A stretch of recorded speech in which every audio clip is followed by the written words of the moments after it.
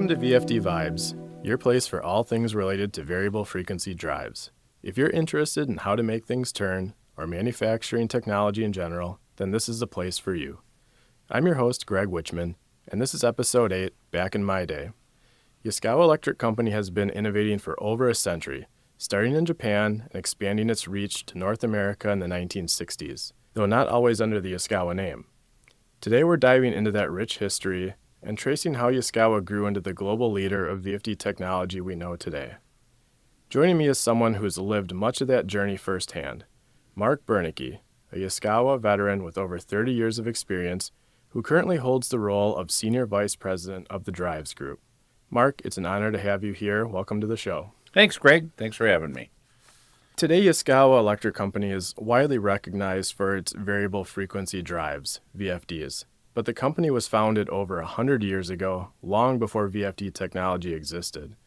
What was the company's initial focus?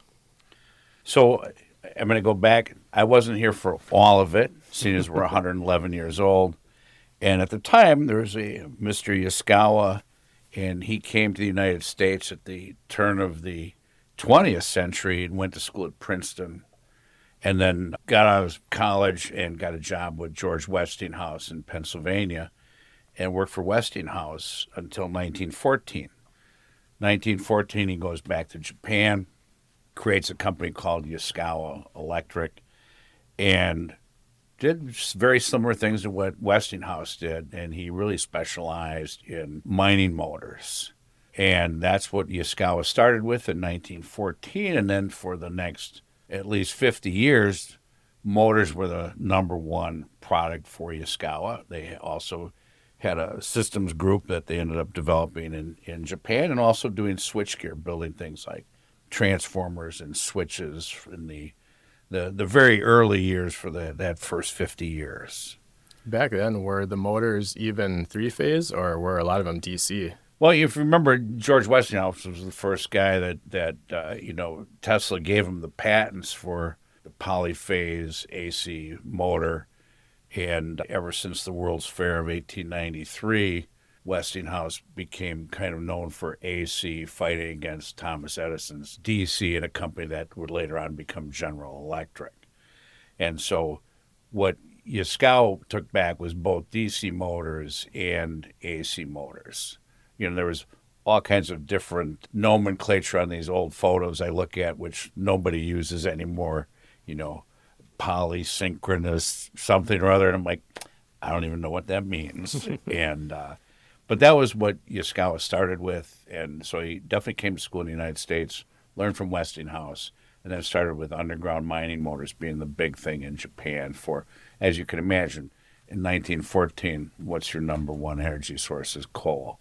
And you're digging coal from mines underground. Absolutely. Probably some big horsepower stuff at the time, too. Absolutely. I didn't realize he had those ties to the U.S., but what led to his decision to enter the U.S. market? So, in the 1960s, new products were being developed, although Yaskawa was still mostly a motor company, and they had gotten into smaller, low-inertia motors, mostly DC servo motors, and the world was changing at this time, going from hydraulic servos to electric servos, and Yaskawa was one of the first companies to do that. And so to grow their market, Japan's a fairly small market, especially compared to post-war United States. And so they actually had a motor called the Minersha, which meant small inertia, and it had a rotor that had 30 times less the inertia of competitive motors at the time. And so they decided to expand their sales. The logical choice would be the number one target, which would be the United States. And so in 1967, they established an office in Oak Brook, Illinois. And really they were targeting two segments. One, the machine tool business with larger DC servo motors. And then as the first 5 years went by, they also had like a small pancake low inertia motor that really was targeted at printers, tape drives, office machinery. And by 1973, IBM was our largest customer in the United States for those types of motors. It's interesting to hear how many other big names such as IBM that had a part of our history. And it sounds like Yaskawa was an innovative company. They created some new products, brought them to market. How were they able to transition into the drives business as we know it today? Well, as they established here, and it was slow going at first, in 1977, we introduced a Yaskawa CNC controller. And also that same year, we decided to bring over large motors and switchgear, which Yaskawa was pretty famous for in Japan, and started a subsidiary called YCA, Yaskawa Controls America, and really started bringing in motors. And to give you an idea what motors were like then, the big thing they had was for moving water, and the first one they sold was actually the city of New Jersey, was 3,100 horsepower. But to give you an idea, at that time, a 31 horsepower motor was 17 feet by 10 feet and weighed 38 tons. Little bigger than they are now. And then over time, migrated to vertical hollow shafts, still very much a motor company. And by 1980, a big recession hits the United States. Unemployment's 10, 11, 12%. Sales go down. So it was a rough time for Yaskawa. I think our sales went down to $10 million. This is early on. We'd started off from nothing in 77. And at the same time, in the early 80s, Yaskawa started developing AC drives, variable frequency drives. And first with Darlington transistors. And we established that in Japan, which was exclusively a 200-volt market. And at the time, Japan was very closed business society, and Yaskawa decided that there was two giant distributors that dominated Japan, and they would have a very hard time getting more than a single-digit market share, so they decided, let's go to the United States. That's a new market for drives. We'll go establish something there. And they started off with just two people, a sales guy named Rumito and an engineer named Gen Kudo. And so that was in probably 1981, started coming and knocking on doors in the United States to see what they could do with an AC inverter. And back then was that like the G3? And this is before the G3, so the official Yaskawa name was the VS616, G2, and H2. And those were Darlington transistor inverters. And at the very first, Yaskawa tried to see if they could. Two of the big drive manufacturers in the United States at the time were Emerson and Graham. Graham would later become part of Danfoss, and Emerson would go on to have their own drives and buy Control Techniques and then later spin the whole thing off, now owned by Magnetek. And neither one of those companies were interested in dealing with Yaskawa on a brand name label arrangement or taking the Yaskawa drive and manufacturing it. So I know as part of the history that Yaskawa did end up going with some brand name labelers. Can you explain why that approach was taken instead of selling under the Yaskawa name? Yeah, at the time it was pretty common as a way to enter in a market without spending very much money. Like you had to have a really good product and do a good job supporting it. And so Yaskawa, after they got turned down by two big manufacturers, they went looking for somebody that would brand name label their product. And so in 1984, they interviewed a company called Saftronics, which was a company that was a transplant from South Africa that was familiar with Yaskawa motors from the mines in South Africa. And so the gentleman that owned that business at the time, named Bon Pasma, had a relationship with Yaskawa, and it's funny in retrospect. The story goes that Bon was going to have the people from Yaskawa visit, and so he had all of his relatives and friends all get business clothes and bought a bunch of junk machinery and put it in a building so it looked like he was a really big company and really impressed the Yaskawa people that, oh, he's the person they should sign up, and they did. And so that was 1984. And so they sold this under the Saftronics brand name. And so the first full year of business selling G2 drives, I think the H2 hadn't really been introduced yet. They did $300,000 in business in 1984. And so they were the first brand name labeler. Right around the same time, maybe 1985, Yaskawa releases the H2, which was the larger horsepower versions. These are still Darlington transistor drives. Okay. And they started talking to Century Electric. And at Century at the time was private labeling Hitachi drives, but it was headed up by a gentleman by the name of Tom Dahl. And they negotiated for a little while. In the meantime, the Magnetics group of Litton Industry acquires Louis Alice, who at that time was private labeling the Toshiba drive. This is 1984, 85.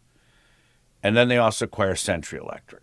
And with that acquisition comes Tom Dahl, who had been negotiating with Yaskawa. And so they continue this negotiation. They decide Century's going to get rid of Hitachi, and Louis Alice Group will get rid of Toshiba. They'll become one and private label the Yaskawa drive. And so that was 1986. That deal was done. Were they a much bigger player than Saftronics? Oh, they're much bigger. Louis Alice was well established. They had their own inverter. They had their own motors, 100 and some direct salespeople. They were a long-established company. They had started in 1904, so they'd been around a long time. And then in 1987, that's when Yaskawa signs up IDM in Houston, Texas, and EMS in Cincinnati, Ohio. And at that point, the story goes, Magnetek says, no more partners. They didn't want to share any more market, right? They didn't want to share. It's like that's plenty. And so that was the end of signing up brand name labelers. So keep in mind, Yaskawa is selling inverters in the United States, but none of them with their own name on it. They're either all Saftronics, IDM, EMS, or Magnetek. So if I'm keeping this straight, there's 4 brand labelers.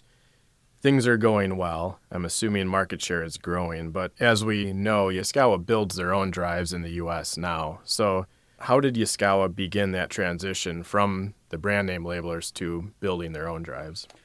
To give you some perspective on this, so now there's 4 brand name labelers signed up.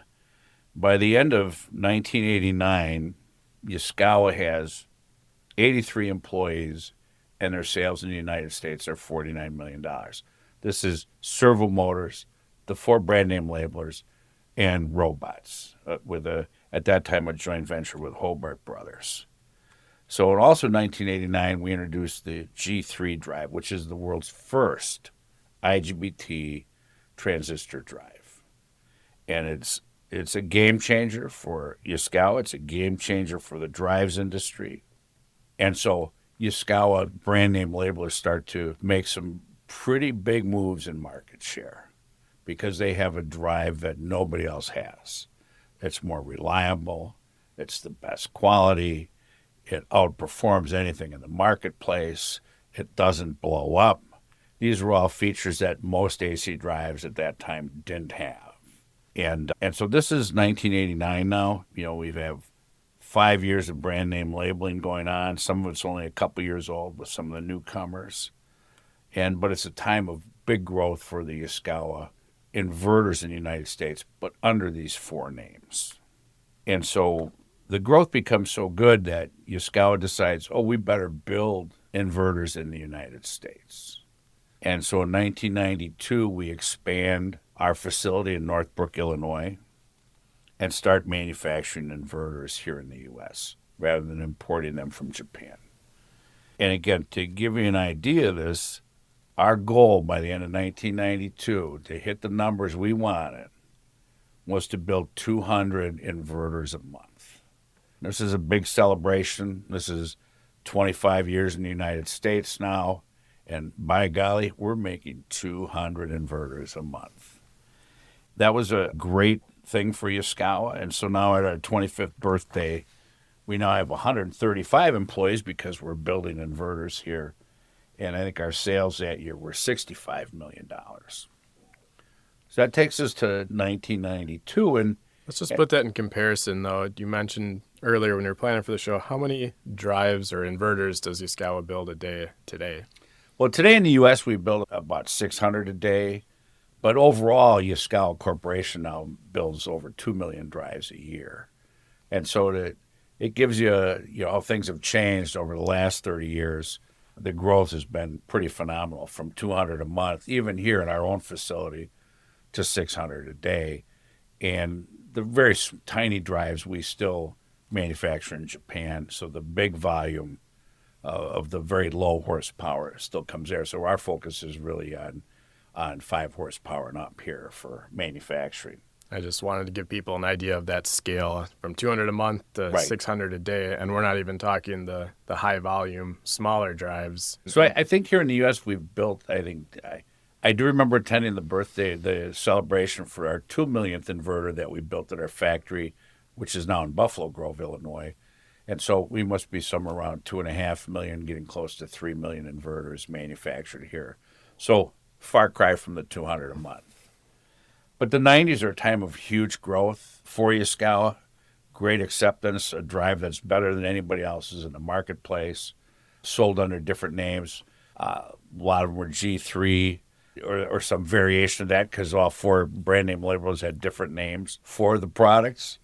And so as that market share grows, it gets to a certain point by the middle of the 90s that it's easier for salespeople from these 4 companies to go trade market share by saying, I have the same drive, I'll give you better support, I'll sell it to you for less, than to go after non-Yaskawa product. So now by 1997, 98, we hit a plateau in market share.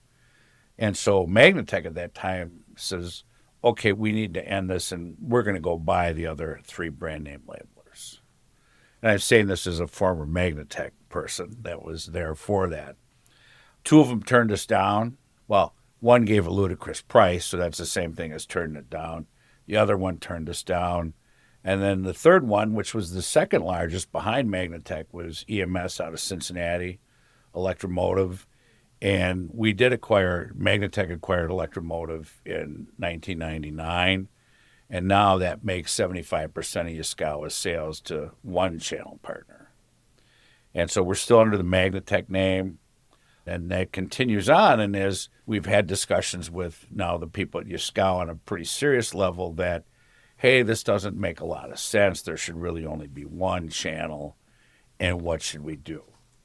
Now, Magnetek was extremely good at sales, marketing, engineering, and logistics. And Yaskawa was really good at manufacturing and quality and difficult applications. And so we start these conversations that, hey, we should just become one company. So this culminates in 2001 with Yaskawa acquiring the drives portion of the Magnetek business. So Magnetek still exists, but Yaskawa now has bought the whole portion of the business that dealt with AC drives. The people, the facility, all become part of Yaskawa. Magnetek still exists. They're still making motors and lighting ballasts and crane and hoists, and so we separate them. But Magnetek remains a big customer of Yaskawa. But most of us that were part of the drives group all then become part of Yaskawa. I don't know if synergy was a big buzzword yet back in the early 2000s, although that seems about right. But this seems like that perfect example where you have one company with the technology and application expertise and another company with the customer and market expertise. And that's the main reason they joined forces, right? Right. It was a great fit because Yaskawa had only had experience selling to 4 customers: Magnetek, Savtronics, EMS, and IDM, whereas Magnetek had experience selling to thousands of customers and supporting those customers, being able to interact easily with lots of customers, making it easy to do business with. It's a whole different world when you only have 4 customers that are all staffed with really good drives people. But by the same token, Magnetek didn't do any manufacturing. None of the brand name labelers did. That was Yaskawa's area of expertise. And that whole quality just embedded into the culture. Again, that was part of Yaskawa's expertise that they brought. So there was almost no overlap when these 2 companies came together then. Yaskawa was really great at the back half of the business, and Magnetek was really great at the front half of the business. And so very little overlap in between. So here we are, so now it's been 24 years since Magnetek was acquired. Our CEO today, Mike Napick, was a Magnetek guy. Of course, I'm a Magnetek guy. I'm starting to age out. I'm getting pretty close to the end of my trail here, but that's what built the foundation of our business and gave us a presence in Wisconsin.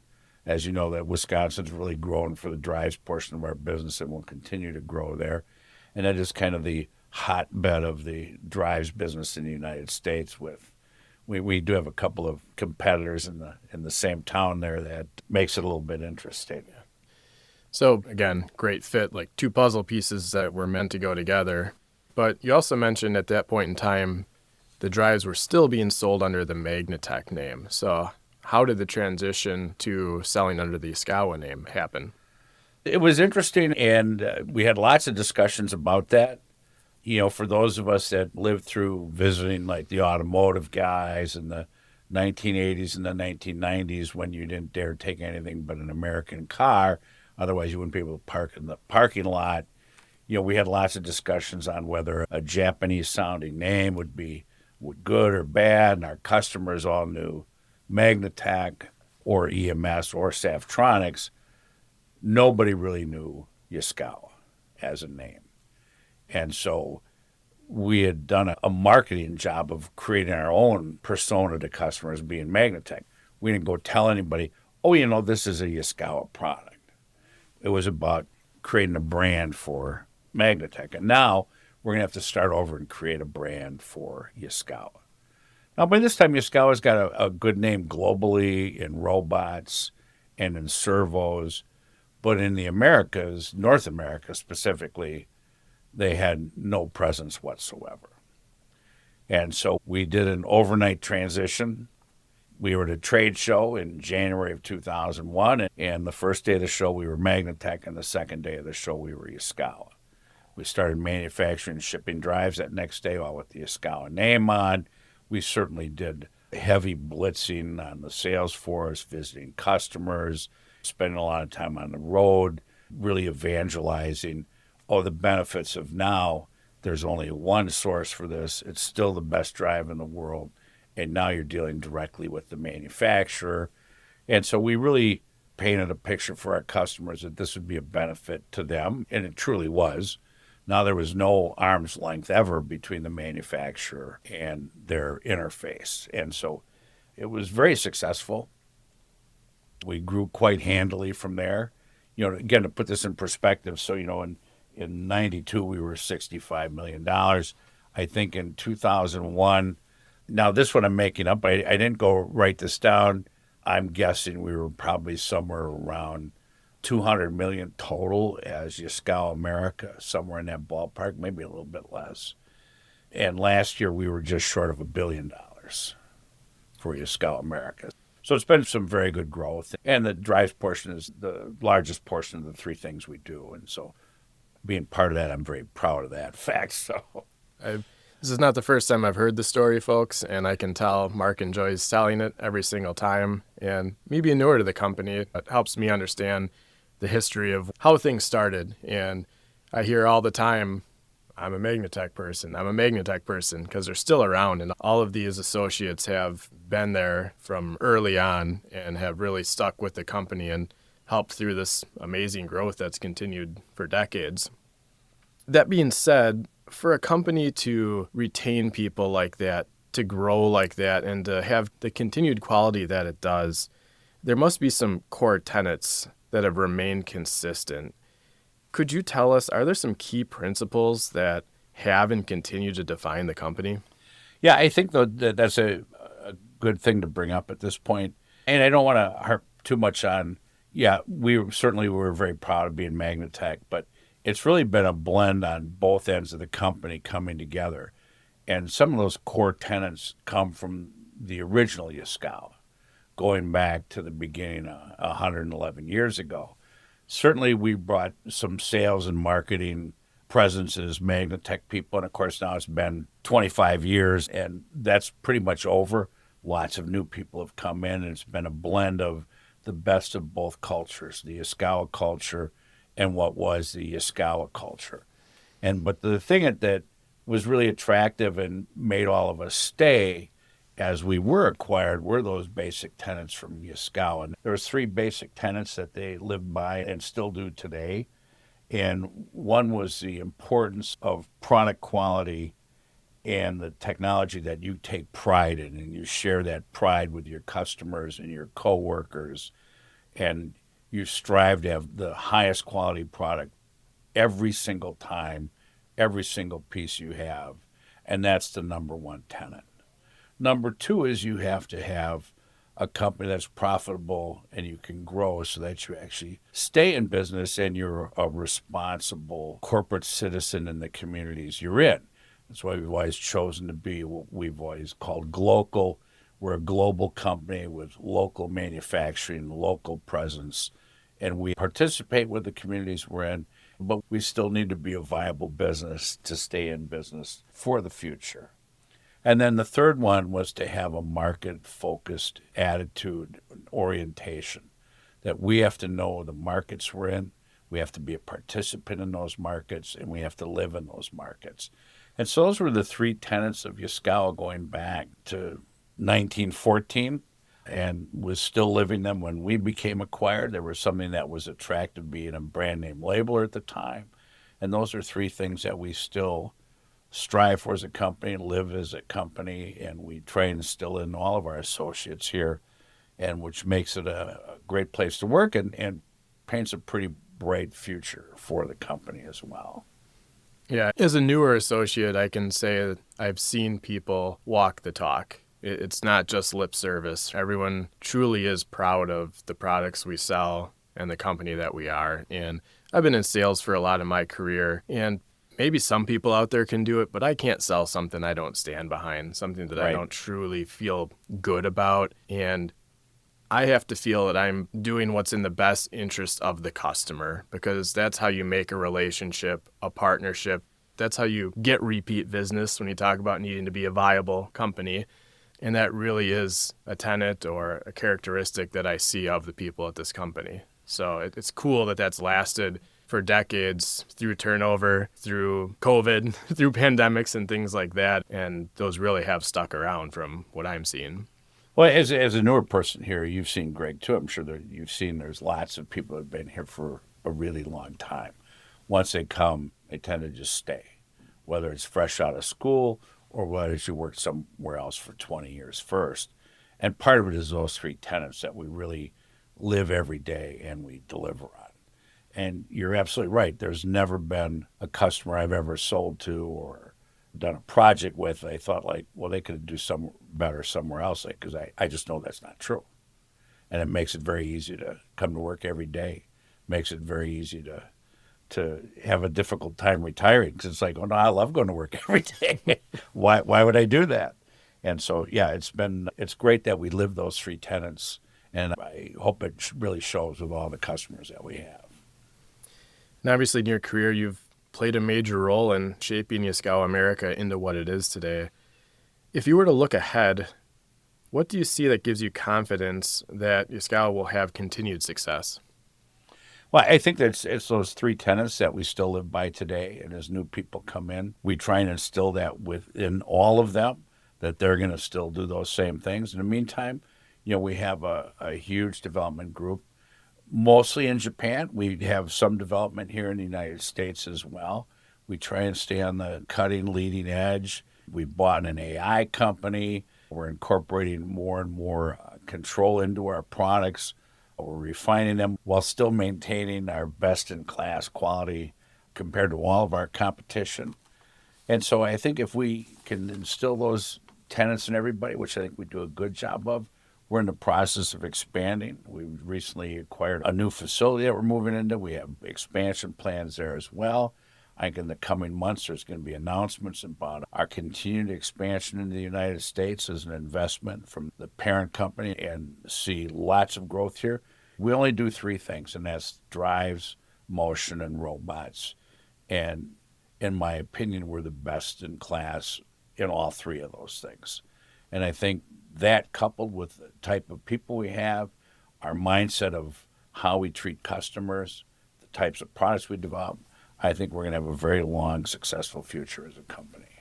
That's a great story, Mark. And I'm glad I could have you on the show to share it before you retire, even though we don't know when that's going to be. So thanks for being here. That's going to wrap it up for today's episode of Back in My Day. A big thank you to Mark Bernicky for sharing his firsthand perspective on Yaskawa's journey and the evolution of the VFD industry over the past few decades. It's not every day you get to hear insights from someone who's played such a key role in the story. If you enjoyed today's episode, please like or follow this podcast to stay informed when new episodes launch. And if we're doing a great job, please leave us a 5-star review. Thanks for joining, and as always, we'll see you next time on VFD Vibes.